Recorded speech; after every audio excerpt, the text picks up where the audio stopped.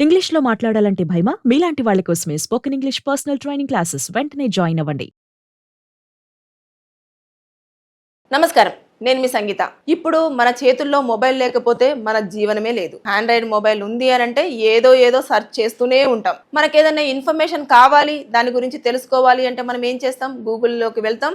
ఇమ్మీడియేట్‌గా దానికి సంబంధించిన ఇన్ఫర్మేషన్ కావాలి అని చెప్పేసి టైప్ చేస్తాం. దానికి సంబంధించిన డీటెయిల్స్ రాగానే మనం తెలుసుకుంటూ ఉంటాం. అందుకని చెప్పేసి గూగుల్‌ని కాస్త మనం గూగుల్ తల్లి చేసాం. అంటే అందరికీ తల్లి అయిపోయిందన్నట్టు. అంత చక్కగా ఇన్ఫర్మేషన్ అనేది మనకి ఇస్తూ ఉంటుంది. సో, మన జీవనం అనేది మొబైల్ తోటే ముడిపడి ఉంది అని చెప్పుకోవడంలో అందులో అయితే అతిశయోక్తి అయితే లేనే లేదు. మొబైల్ లేకపోతే జీవనమే లేదు. సో, మొబైల్ చేతిలో ఉంటుంది కాబట్టి మనం ఏం చేస్తున్నాం? ఏదో ఒకటి మనకు ఖాళీ టైం ఉంటే సెర్చ్ చేస్తూనే ఉంటాం. ఈ సెర్చ్ చేసడంలో కూడా గూగుల్‌లో సెర్చ్ చేయాల్సినవి ఉంటాయి, చేయకూడనివి ఉంటాయి. ఒక 4 మాత్రం ఎట్టి పరిస్థితుల్లో మీరు గూగుల్‌లో సెర్చ్ చేశారా, మీరు జైలుకు వెళ్ళడం మాత్రం ఖాయం. ఆ 4 ఏంటనంటేను ముందుగా చిన్న పిల్లలకు సంబంధించిన అశ్లీల చిత్రాలు కానివ్వండి, వీడియోలు కానివ్వండి దయచేసి అసలు సెర్చ్ చేయకూడదు. సెర్చ్ చేశారా మీ పైన ఏదైతే ఉంటుందో పోక్సో కింద కూడా కేసు ఫైల్ అయ్యే అవకాశాలు ఉంటాయి. ఎందుకంటే మీరు ఆ చిత్రాన్ని డౌన్లోడ్ చేస్తారు, లేదంటే వీడియోని డౌన్లోడ్ చేసి వేరే వాళ్ళకి షేర్ కూడా చేస్తూ ఉంటారు కొంతమంది. చేయడం వల్ల అది సైబర్ క్రైమ్ కింద కూడా రావడం జరుగుతుంది. ఎందుకంటే డిజిటల్ టు డిజిటల్కి అంటే మీరు ఏదైతే ఒక మొబైల్ నుంచి ఇంకొక మొబైల్కి మీరు పాస్ చేశారు కాబట్టి అది కూడా సైబర్ క్రైమ్ కింద కూడా రావడం జరుగుతుంది. సో ఇట్లా మీరు శిక్షను అనుభవించే అవకాశాలు ఉంటాయి. దాంతో పాటు కూడా ఫైన్ ఉంటుంది. అలాగే ఒక బాంబును ఎలా తయారు చెయ్యాలి, ఆయుధాన్ని ఎలా తయారు చెయ్యాలి అని ఎట్టి పరిస్థితుల్లో సెర్చ్ చేయకూడదు. సెర్చ్ చేశారనుకోండి మీరు ఇమీడియట్గా, ఎందుకంటే ఇప్పుడు మన దేశంలో చూస్తున్నాం కదా యుద్ధాలు అనేవి జరుగుతూ ఉన్నాయి. మొన్న మనకి ఉన్న పాకిస్తాన్కి కూడా యుద్ధం జరిగింది. సింధూర్ అని చెప్పేసి మనం కొత్తగా ఒక పేరు కూడా కన్సిడర్ చేసేసుకొని యుద్ధం కూడా జరిగిన. అంటే బాంబులు ఎందుకు తయారు చేస్తున్నారు, ఆయుధాలు ఎందుకు సెర్చ్ చేయాలని చెప్పేసి తయారు చేయాలని సెర్చ్ చేస్తున్నారని చెప్పేసి వాళ్ళు చేస్తారు. వెనకాల నుంచి కొన్ని నిఘా వర్గాలు ఉంటాయి. ఎప్పుడైతే మనం ఇలాంటి వాటి గురించి సెర్చ్ చేస్తూ ఉంటామో వాళ్ళకు ఒక ఇండికేషన్ వెళ్తూ ఉంది. వెళ్ళగానే ఇమీడియట్గా అరే ఇది ఎక్కడ సెర్చ్ చేశారు, ఎవరు సెర్చ్ చేశారు, ఎందుకు సెర్చ్ చేశారని చెప్పేసి వారు ఆ ఐపీ నెంబర్ను పట్టుకొని మనం ఉంటున్న అడ్రస్కి వచ్చి మనల్ని అరెస్ట్ చేయడం అనేది జరుగుతుంది. ఇమీడియట్గా మీరు ఇంకా జైలు పాలే. ఎందుకు సెర్చ్ చేశారన్నది సెకండరీ.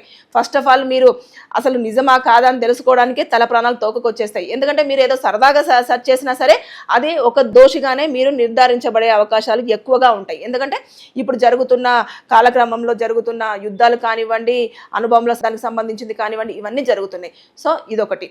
అంతేకాకుండా హ్యాకింగ్ అంటే ఇతరుల డేటాని మనము కలెక్ట్ చేసుకోవాలి అనే నేపథ్యంలో మొబైల్ని కానివ్వండి, బ్యాంక్ డీటెయిల్స్ కానివ్వండి, వాటిని ఎలా హ్యాక్ చేయాలి అని చెప్పేసి కనుక మీరు సెర్చ్ చేశారా మీరు ఇంకా జైలు పాలే. దాంతోపాటు ఇంకా 4వది పైరేటెడ్ మూవీస్ సెర్చ్ చేసి దాన్ని డౌన్లోడ్ చేయడము చూడడం చేశారా ఇంకా మీరు జైలుకు వెళ్ళాల్సిందే. అంటే ఈ 4ంటిని ఎట్టి పరిస్థితుల్లో మీరు సరదాగా కానివ్వండి, లేదంటే నామకే వాస్తే కానివ్వండి, లేదంటే సెర్చ్ చేస్తే ఏమవుతుంది అని కానివ్వండి, ఎట్టి పరిస్థితుల్లో వీటిని కనుక మీరు గూగుల్లో సెర్చ్ చేశారా మీరు ఇంకా జైలుకు వెళ్ళి మీ జీవితం జైల్లోనే గడపాల్సిన పరిస్థితులు ఎదుర్కొనే అవకాశం ఉంటుంది. సో దయచేసి ఈ 4ంటిని ఎట్టి పరిస్థితుల్లో మీరు అవాయిడ్ చేయండి. సెర్చ్ చేసే ప్రయత్నం అయితే చెయ్యొద్దు.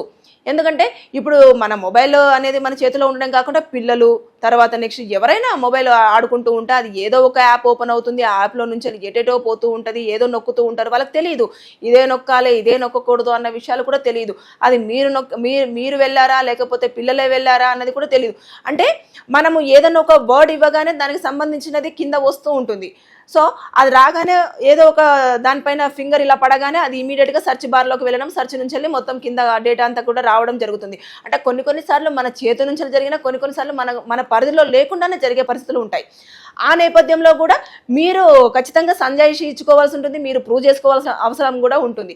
కాబట్టి దయచేసి ఈ 4ంటిని మాత్రం ఎట్టి పరిస్థితుల్లో మీ మొబైల్లో సెర్చ్ చేయకూడదు. ఒకవేళ ఎవరైనా సెర్చ్ చేస్తున్నట్టు తెలిసినా కూడా కాస్త వాళ్ళని అలర్ట్ చేయాల్సిన బాధ్యత ఒక పౌరుడిగా మీ మీద ఉంది.